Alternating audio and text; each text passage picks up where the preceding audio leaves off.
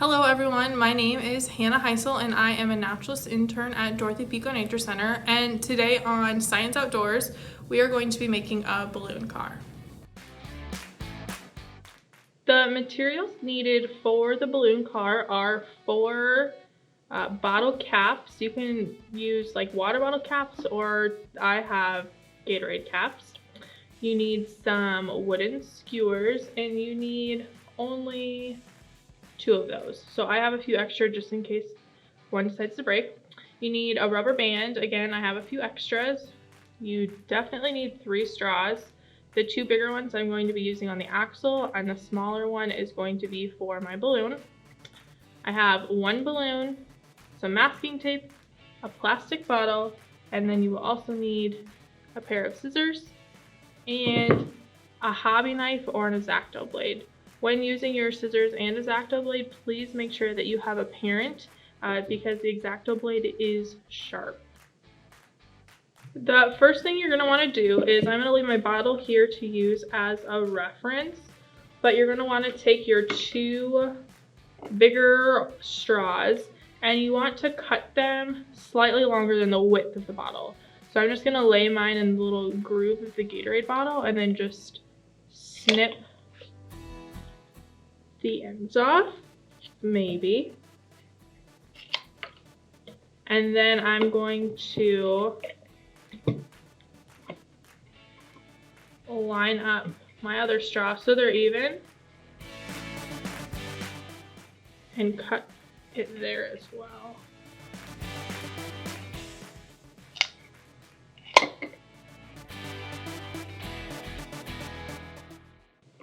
Then I'm going to tape my straws to my bottle, making sure that they are parallel. So they're going straight across, but they're not touching each other. So I'm going to grab some masking tape. I'm going to tape them.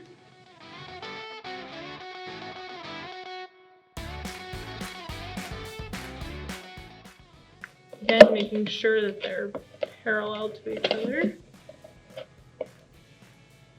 like so. Then I'm going to take my 2 wooden skewers, and they're going to be slightly longer than the straws. So it looks like I'm going to have to cut off just a little bit. The wooden skewers are hard to cut, so you might need to use your parent for this. Those will fly as well, so just be careful that you don't hit someone.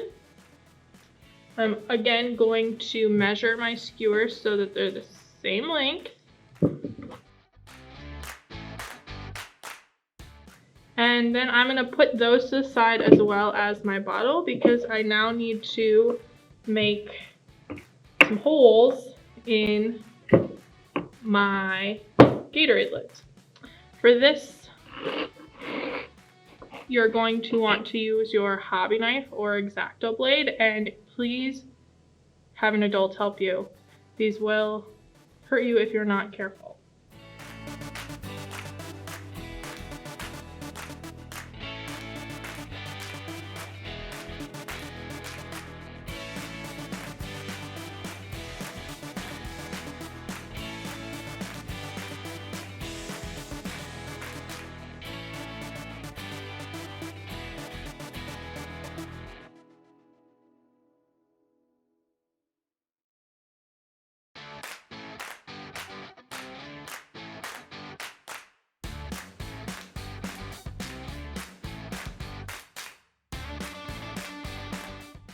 Now that you have had an adult help you cut the circle or the small holes inside of your bottle caps, you're going to want to take your skewer and push it through one of the holes, like so.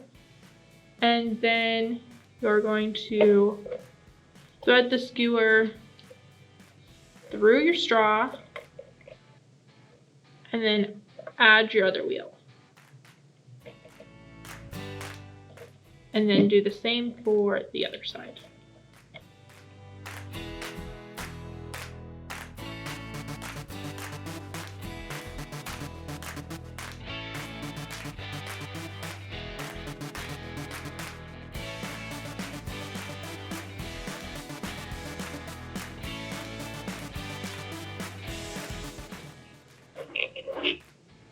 Since my cap holes are too big for the skewer, I am adding tape.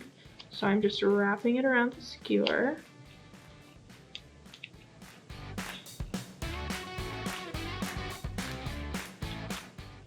Then I'll slide it over the tape. And then it won't go anywhere.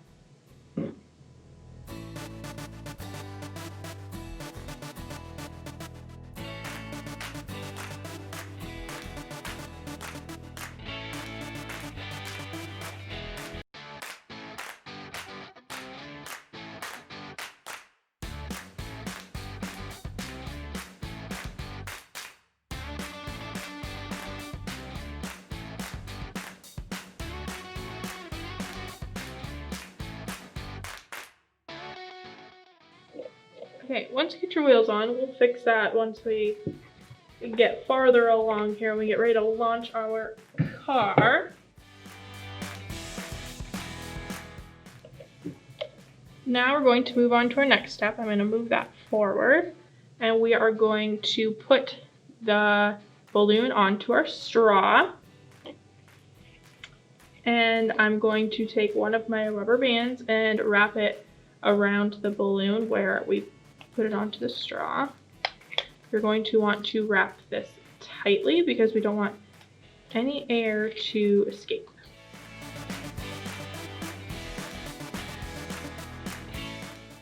And then once you think that you have it tight enough, blow up your balloon with your straw to make sure there are no leaks. So far it looks like mine doesn't have any leaks, so that is good. And then we're going to go to the car and you're going to cut a small hole, big enough just for your straw, in the top of the car. You're going to want to make sure that you cut your hole close enough to the top of the bottle so that your straw can come out of the hole of the bottle. Looks like we need to fix our wheels over there.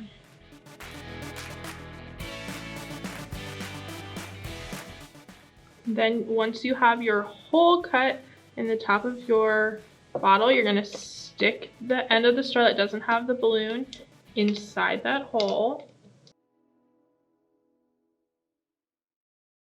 Now that I made my hole just a little bit bigger, I can put my straw in there, and you're going to want to grab your straw so you can blow up your balloon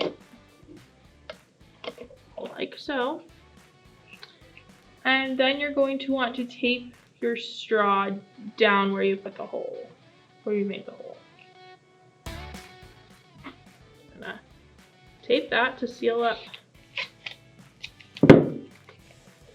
that there hole. And then I am going to put my wheels back on so I can try to inflate my balloon. Alright, got my wheels on.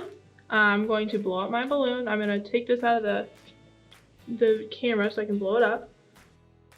And once you inflate your balloon, you can put your car down and then release the air out of your balloon. Alright, 3, 2, 1.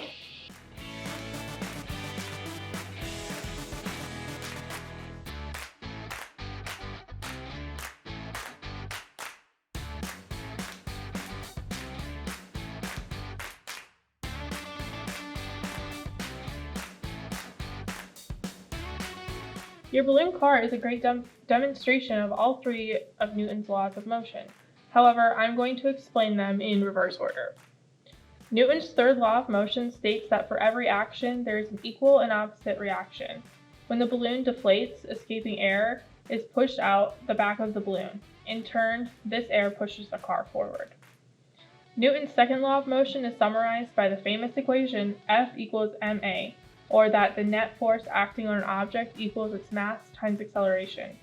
Acceleration is a change in velocity. You witness this as the car accelerates forward when the balloon deflates, and again as the car coasts to a stop, or decelerates when friction slows it down. Now, Newton's first law of motion states that an object in motion will remain in motion, and an object at rest will remain at rest, unless acted upon by an outside force. You might notice that your car keeps moving even after the balloon has completely deflated. The car is already moving forward, so even though the balloon is no longer pushing it, it will keep moving until an outside force, friction, brings it to a stop. You can also think about this balloon car activity in terms of energy. When you inflate the balloon, it stores potential energy in both the stretched rubber and the compressed air inside. When you release the balloon, this stored potential energy is converted to kinetic energy, the energy of motion. Eventually, the car will come to a stop, but the energy is not lost. It is converted to other forms like sound and heat from friction. The total amount of energy is conserved. Thank you for joining me today on Science Outdoors, where we made a balloon car. I hope that you learned a little bit about Newton's law of motion, and if your car didn't work out like you wanted it to, feel free to modify anything you want or use different materials that you have at home. And if you don't already, please subscribe to our YouTube channel and then find us on Facebook and Instagram. Thanks.